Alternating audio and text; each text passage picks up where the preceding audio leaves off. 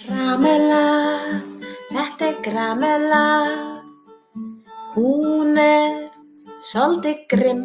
Ó nei, hún með litlar hendur og augun niðadimm. En ef ég hitt hana, ég myndi hlaupa burt, því hún má ekki bíta í bossann minn.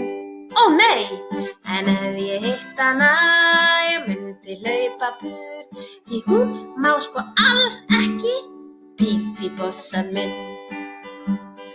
Og þetta eru þær risaeðlurnar sem voru einu sinni til.